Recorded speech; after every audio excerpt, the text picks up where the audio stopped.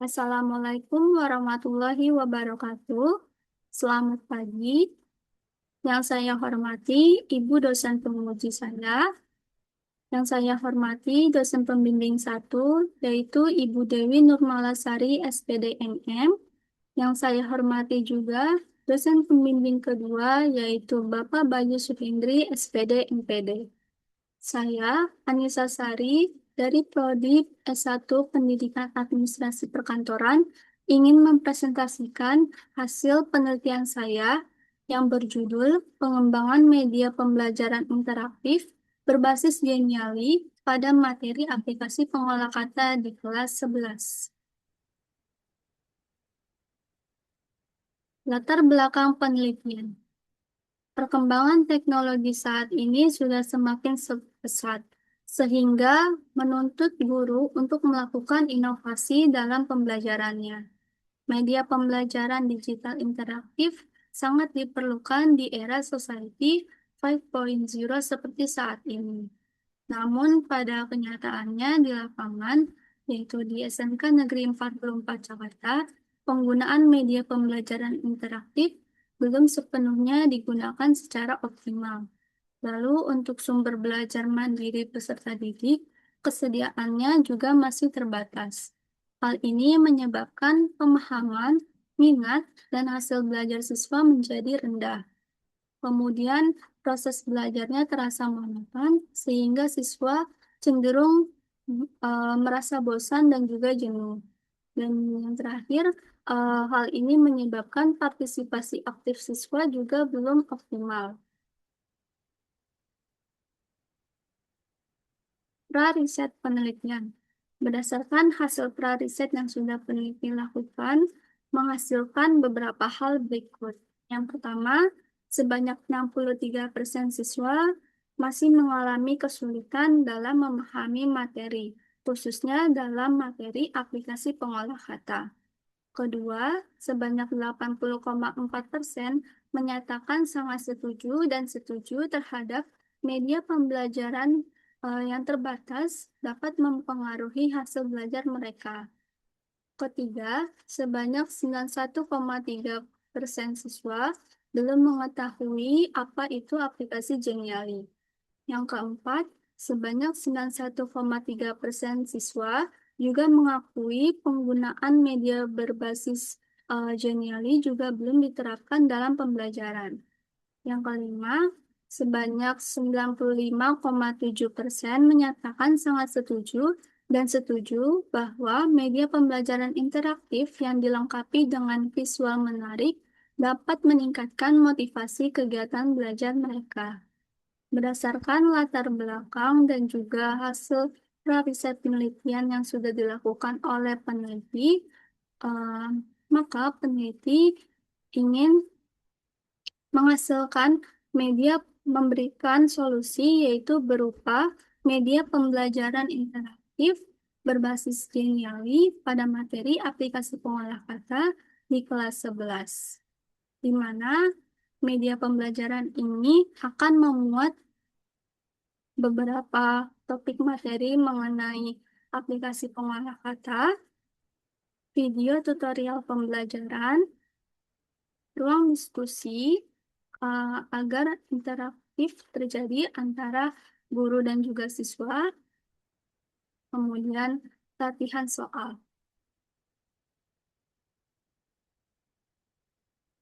Adapun rumusan masalah dalam penelitian ini yang pertama, bagaimana mengembangkan media pembelajaran interaktif berbasis Geniali pada materi aplikasi pengolah kata di kelas 11 SMK Negeri 44 Jakarta. Kedua, bagaimana kevalitan media pembelajaran interaktif berbasis Geniali. Ketiga, bagaimana kepraktisan media pembelajaran interaktif berbasis Geniali. Dan yang keempat, bagaimana keefektifan media pembelajaran interaktif berbasis Geniali. Lalu untuk tujuan penelitiannya, yang pertama, untuk mengembangkan media pembelajaran interaktif berbasis Geniali pada materi aplikasi pengolah kata di kelas 11 SMK Negeri 44 Jakarta. Kedua, untuk menganalisis kevalitan media pembelajaran interaktif berbasis Geniali. Ketiga, untuk menganalisis tingkat kepraktisan media pembelajaran interaktif berbasis Geniali. Dan yang keempat, untuk menganalisis keefektifan media pembelajaran interaktif berbasis Geniali. Manfaat penelitian. Manfaat penelitian dalam hal ini terbagi menjadi dua, yaitu manfaat teoritis dan juga manfaat praktis. Manfaat teoritisnya adalah untuk memperkaya landasan konseptual dalam bidang teknologi pendidikan, khususnya pengembangan media pembelajaran yang menggunakan platform Geniali. Sedangkan untuk manfaat praktisnya, bagi pendidik, dapat dijadikan alternatif media pembelajaran digital yang interaktif dan juga menarik. Bagi peserta didik, dapat memberikan kemudahan akses terhadap materi dan juga sumber belajar secara mandiri dan fleksibel. Sedangkan untuk peneliti selanjutnya, dapat dijadikan sebagai referensi tambahan dalam melakukan penelitian lanjutan yang masih dalam satu topik yang sama. Kajian pustaka. Yang pertama, tentang media pembelajaran. Menurut Pelangi tahun 2020 mengemukakan bahwa media pembelajaran merupakan bagian yang saling berkaitan dari sistem pembelajaran dan tidak dapat dipisahkan. Kedua, tentang media pembelajaran interaktif. Menurut Yanto tahun 2019, media pembelajaran interaktif adalah sarana untuk menyampaikan materi dan memungkinkan terjadinya interaksi antara peserta didik dan juga media. Ketiga, website Geniali. Menurut Barera tahun 2024, Geniali adalah alat web yang digunakan untuk pembuatan materi audiovisual untuk mempromosikan berbagai konten yang ditujukan bagi siswa dan juga guru. Keempat, tentang aplikasi Padlet. Menurut Apriliana tahun 2022, Padlet merupakan web 2.0 untuk berbagi informasi dalam berbagai bentuk dalam satu tampilan yang disebut dengan dinding. Kelima, tentang aplikasi pengolah kata, yaitu Microsoft Word. Menurut Cruz dan Rapp pada tahun 2023, Microsoft Word merupakan perangkat lunak pengolah kata yang digunakan untuk membuat, mengedit, dan memformat dokumen dalam bentuk teks. Keenam, tentang model pengembangan edit. Menurut Syahid, Istiqomah, dan Azwari tahun 2024, model EDI menekankan proses pembelajaran yang sistematis. Model EDI terdiri dari 5 tahapan, mulai dari analisis hingga evaluasi. Penelitian terdahulu. Penelitian terdahulu yang dicantumkan dalam PPT ini adalah yang masih sama dengan yang topiknya masih sama dengan penelitian saya. Media pembelajaran interaktif berbasis Geniali yang dinyatakan valid dibuktikan oleh Miranda dan Muriani tahun 2024. Media pembelajaran interaktif berbasis Geniali yang menghasilkan valid dan praktis dilakukan oleh Rahmawati tahun 2023, Sabrina tahun 2025, Afifa tahun 2022, Indriana dan Rohmawati tahun 2022, Anggita tahun 2025, dan Mutiara tahun 2024. Media pembelajaran interaktif berbasis Geniali yang dinyatakan valid dan efektif dilakukan oleh Liliani dan Putra tahun 2025. Media pembelajaran interaktif berbasis Geniali yang dinyatakan valid, praktis, dan juga efektif dilakukan oleh Suspito pada tahun 2023 dan Anggraini tahun 2025. Berdasarkan penelitian terdahulu, terdapat gap penelitian yaitu terletak pada pemilihan materi yang disajikan dalam media produk yang saya kembangkan. yaitu materinya adalah aplikasi pengolah kata, di mana materi ini bersifat praktik. Sedangkan penelitian sebelumnya sebagian besar berfokus pada materi yang lebih umum. Kerangka berpikir. Peneliti sudah membuat kerangka berpikir berdasarkan model pengembangan EDI. Pada tahap pertama dilakukan analyze yang terdiri dari 3 analisis, yaitu analisis masalah, analisis kebutuhan, dan analisis media pembelajaran. Tahap kedua adalah desain. Dalam desain dilakukan pembuatan kerangka media pembelajaran. Tahapan yang ketiga adalah development, yaitu melakukan pengembangan media melalui platform pilihan peneliti, yaitu Genially. Kemudian, setelah development dilakukan tahap validasi ke para ahli. Dengan instrumennya ini berupa lembar validasi ahli. Apabila berdasarkan validasi ahli dinyatakan tidak ada revisi, maka peneliti boleh lanjut ke tahap keempat, yaitu implementation. Tetapi apabila terdapat revisi, maka peneliti melakukan revisi tahap pertama, baru boleh dilanjutkan ke tahap selanjutnya, yaitu implementation. Pada tahap keempat, implementation, yaitu dilakukan uji coba media kepada peserta didik dengan instrumennya berupa angket respon siswa dan juga hasil pretest dan post-test. Tahap yang kelima adalah evaluation, yaitu melakukan analisis hasil instrumen yang sudah didapat dan juga penyempurnaan produk. Dan yang terakhir adalah penyempurnaan produk dan finalisasi. Metode penelitian. Waktu penelitian ini dijalankan mulai dari bulan November tahun 2025 sampai Juni tahun 2026. Untuk tempat penelitiannya berada di SMK Negeri 44 Jakarta. Jenis penelitiannya adalah Research and Development. Untuk model penelitiannya yang digunakan adalah model EDI yang terdiri dari Analyze, Design, Development, Implementation, dan Evaluation.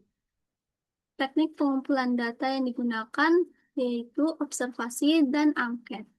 Untuk teknik analisis data kualitatif berupa observasi, saran, kritik, dan tanggapan yang diberikan oleh para ahli dan juga siswa. Untuk analisis data kuantitatif yang digunakan uji kevalidan, uji kepraktisan, dan uji keefektifan.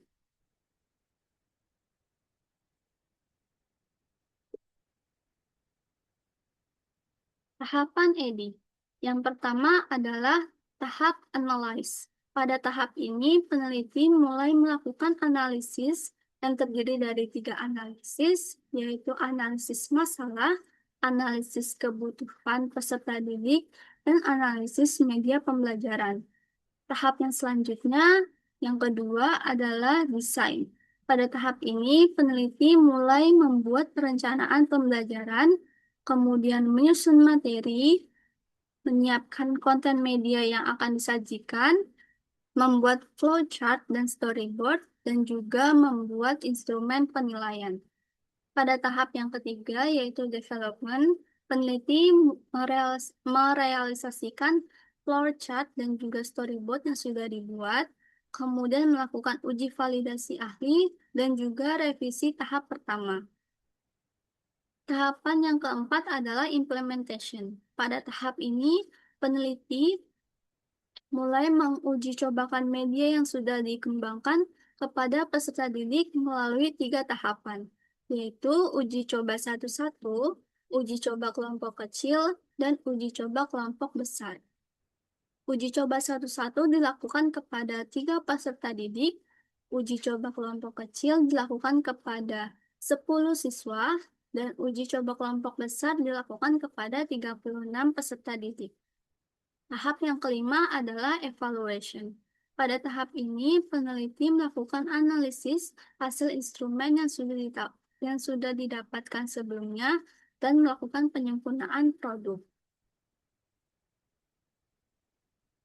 Instrumen penelitian. Adapun instrumen penelitian yang dilakukan dalam penelitian ini, yang pertama, untuk lembar validasi materi terdiri dari aspek pembelajaran, aspek materi, dan aspek bahasa, dengan total butir pernyataan sejumlah 17 butir. Untuk lembar validasi desain pembelajaran, terdiri dari aspek desain pembelajaran yang berjumlah 10 butir pernyataan. Untuk lembar validasi media terdiri dari aspek navigasi, aspek tulisan, aspek tampilan, dan aspek penyajian media. Dengan total jumlah butir pernyataan sejumlah 16 butir. Kemudian untuk lembar respon siswa terdiri dari aspek kualitas dan isi tujuan, aspek kualitas pembelajaran, dan aspek kualitas teknis media yang terdiri dari 12 butir pernyataan. Kemudian untuk lembar tes siswa terdiri dari dua jenis, yaitu pre-test dan post-test, di mana masing-masing tes terdiri dari 20 soal yang berbentuk pilihan ganda. Analisis data kuantitatif. Untuk analisis uji kevalitan, rumus yang digunakan adalah P sama dengan T-SAFE dibagi S-max dikali 100%. Artinya, atau P sama dengan skor yang didapat dibagi skor maksimal dikali 100%. Media akan dinyatakan valid apabila skor kevalitan lebih dari 61%. Uji keefektifan. Rumus yang digunakan adalah N-gain sama dengan skor post-test dikurang skor pre-test dibagi skor maksimal dikurang skor pre-test. Media akan dinyatakan efektif apabila skor presentasi N-gain-nya sebesar 76% dan lebih dari 0,70, maka akan dinyatakan efektif dan juga tinggi. Untuk uji kepraktisan, rumus yang digunakan adalah P/G sama dengan T-SAFE dibagi S maksimal dikali 100%. Atau validitas pengguna, yaitu peserta didik, sama dengan skor yang didapatkan dikurang skor maksimal dikali 100%. Media akan dinyatakan praktis apabila skor kepraktisan lebih dari 61%. Hasil dan pembahasan. Yang pertama, pengembangan media pembelajaran interaktif berbasis Genially menggunakan model EDI yang mencakup 5 tahapan, mulai dari tahap analisis hingga tahap evaluasi. Hasil yang kedua, media pembelajaran menyajikan materi aplikasi pengolah kata, kemudian gambar dan video tutorial, games, latihan soal, dan juga ruang untuk diskusi. Yang ketiga, media ini mengintegrasikan beberapa platform pendukung, yaitu Canva sebagai alat desain, Padlet untuk ruang diskusi, Wordwall, Quizzes, dan Zepquiz yang digunakan untuk games dan latihan soal, dan Poll Everywhere yang digunakan sebagai ruang diskusi juga dalam bentuk apersepsi. Yang keempat, media pembelajaran dapat diakses melalui link yang sudah tertera berikut. Hasil uji kevalitan. Berdasarkan hasil uji kevalitan yang dilakukan ketiga para ahli menghasilkan beberapa hal berikut. Pada ahli materi, skor yang didapatkan adalah 49 dengan persentase sebesar 72%, yang termasuk dalam kategori valid. Kemudian pada ahli desain pembelajaran mendapatkan skor sebesar 36 dengan persentase sebesar 90% yang termasuk dalam kategori sangat valid. Pada ahli media, skor yang didapatkan yaitu 55 dengan persentase sebesar 86% yang termasuk dalam kategori sangat valid. Berdasarkan hasil ketiga skor oleh para ahli tersebut, mendapatkan nilai rata-rata uji kevalitan presentasinya sebesar 83% dan termasuk dalam kategori sangat valid. Berdasarkan hasil tersebut, hal ini menunjukkan bahwa media yang dikembangkan dapat digunakan dan diuji cobakan kepada peserta didik. Kemudian hasil uji kepraktisan. Hasil uji kepraktisan dilakukan melalui 3 tahapan. Yang pertama, uji coba satu-satu kepada 3 peserta didik menghasilkan skor sebesar 133 dengan persentase sebesar 92% yang termasuk dalam kategori sangat praktis. Kemudian tahap yang kedua yaitu uji coba kelompok kecil yang dilakukan kepada 10 siswa mendapatkan skor sebesar 462 dengan persentasenya yaitu 96% yang termasuk dalam kategori sangat praktis. Pada tahapan yang ketiga yaitu uji coba kelompok besar kepada 36 siswa mendapatkan skor sebanyak 1.590 dengan persentase sebesar 92% yang termasuk dalam kategori sangat praktis.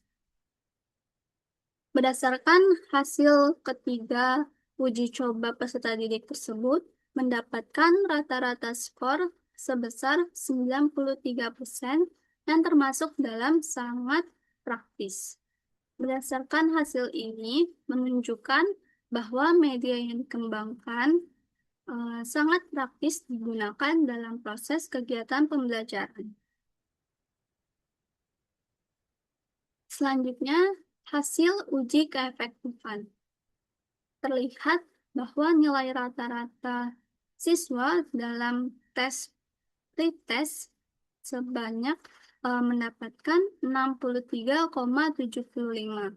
Sedangkan nilai rata-rata pada post-test yaitu 91,52.